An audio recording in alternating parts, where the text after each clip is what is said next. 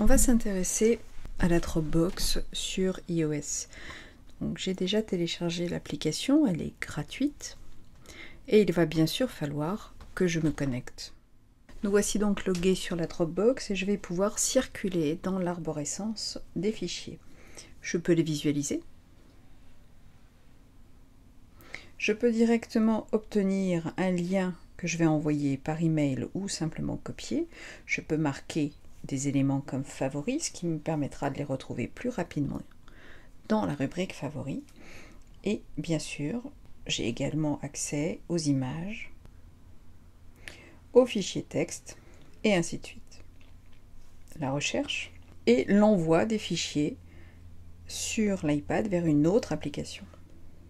Remarquez que même les vidéos sont supportées et encore une fois, je peux copier le lien directement. Il est possible de modifier des éléments, les supprimer. Il n'est pas possible de les déplacer. Je peux bien sûr également ajouter mes propres images contenues sur le rouleau de l'iPad. Il faut pour cela appuyer sur le plus et autoriser la localisation. Cette autorisation permet d'accéder à la pellicule et je vais ainsi choisir par exemple des éléments à uploader. Je choisis également l'endroit où je souhaite les uploader et je charge. Les fichiers vont être directement envoyés sur le net. Et bien sûr, ils vont apparaître sur tous les ordinateurs reliés au même compte. J'ai désormais les images que j'ai sélectionnées et je vais pouvoir avoir par exemple le lien. Je vais copier le lien. Je vais aller dans Safari Mobile. Je vais coller le lien. Je clique sur accéder et je vais pouvoir ici directement visualiser l'élément que je peux ajouter à ma propre Dropbox si je suis sur un autre ordinateur. J'ai ici le lien qui s'affiche et j'ai un bouton de téléchargement. Remarquez dans les réglages que je peux bien sûr également acheter de la mise à niveau, que je peux modifier la qualité d'affichage, que je peux également verrouiller par code afin d'éviter toute utilisation frauduleuse de mon iPad. Et je peux également choisir d'effacer directement les données. On va aller sur Text Expander et je vais aller dans les réglages, choisir d'utiliser Dropbox pour récupérer directement Snippet. Donc je dois bien sûr autoriser le compte.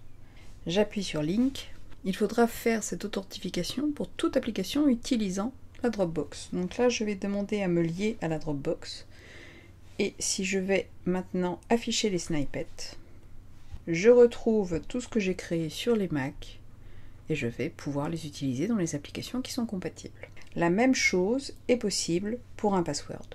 Pour utiliser un password sur Dropbox, il me faut l'application iOS Un Password payante et professionnelle et il me faut bien sûr d'abord créer un fichier localisé dans la Dropbox. Donc je vais dire que je suis un nouvel utilisateur, je vais mettre un mot de passe, celui que je veux, et je vais cocher synchroniser les données cryptées avec Dropbox. Je clique sur continuer, j'ai donc mon fichier désormais disponible. Imaginons que je crée une note sécurisée, je clique sur enregistrer, je vois l'icône de Dropbox qui s'agite, je vais dans Dropbox et j'ai un dossier Un Password à la racine de la Dropbox qui contient mon fichier Keychain. Il faut attendre que la synchronisation soit finie, ce qui devrait aller assez vite puisque je n'ai pas grand chose dessus. Et pendant ce temps-là, je vais aller paramétrer l'application Un Password sur l'iPad. Je vais créer une nouvelle base. Je vais lui donner un mot de passe. À partir de là, je vais me rendre dans Settings, Sync, Dropbox et je vais activer Dropbox. Bien sûr, je dois encore m'authentifier et je clique sur Next. Une fois que j'ai paramétré mon compte, je rajoute le mot de passe. Je dois rentrer ici le master de mon fichier Un Password sur le Mac et je clique sur accéder. À partir de là, la synchronisation se lance. On voit apparaître l'icône dans la barre de menu. Et si je vais sur Notes, je retrouve ma note sécurisée. Tout élément créé d'un côté va être synchronisé sur l'autre. Et donc vous allez pouvoir vous promener avec la totalité de votre fichier Un Password. La même chose peut être faite pour Day One, pour Daedalus et ainsi de suite. On va finir sur une dernière fonction intéressante de Dropbox qui est l'import automatique des photos. Dropbox a mis en place un système permettant d'uploader directement tout élément contenu dans un appareil photo ou une carte mémoire dès qu'elle sera connectée à l'ordinateur. Il faut pour cela aller chercher dans le forum. Je clique sur forum et j'ai ici une version expérimentale. Donc là j'ai la version 1.2.49 et là vous voyez qu'il y a une version 1.2.3 de 27. Il s'agit ici de l'upload automatique des images. Donc je vais télécharger la version Mac et je vais l'installer. Il s'agit d'une bêta, néanmoins je l'utilise depuis un petit moment, elle est vraiment très stable, donc elle ne pose pas vraiment de problème. D'un autre côté, si vous souhaitez patienter, la version ferme et définitive arrivera probablement assez rapidement.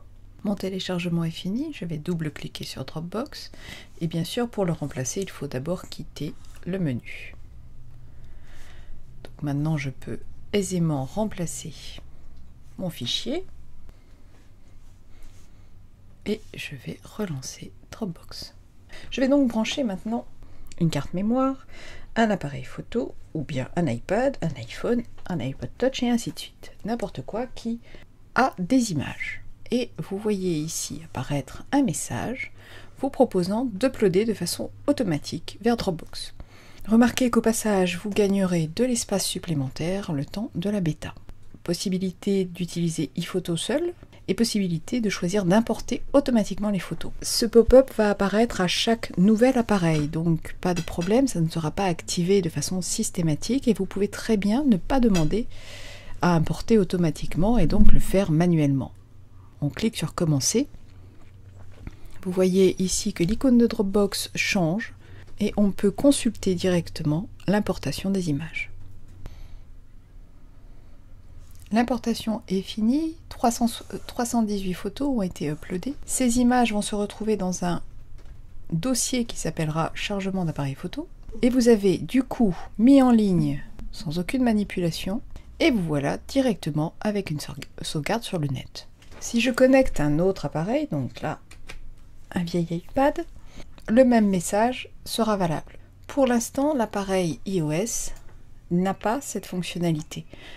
Il peut tout au plus ouvrir le rouleau et envoyer directement des images sur le net et vous allez pouvoir les retrouver. Et comme vous le voyez, Dropbox est en constante évolution et cette fonction d'upload et de nuage personnel est tout à fait intéressante.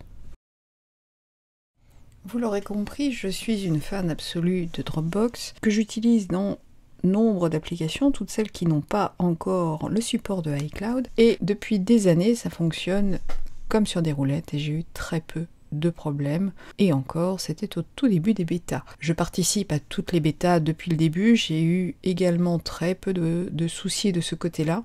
Le support et le forum ainsi que la réactivité de l'équipe est extraordinaire.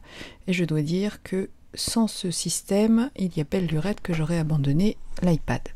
Voilà, en espérant que cette fois-ci, Dropbox n'aura plus de secret pour vous. Je vous retrouve bientôt dans un nouveau tuto. Bye bye!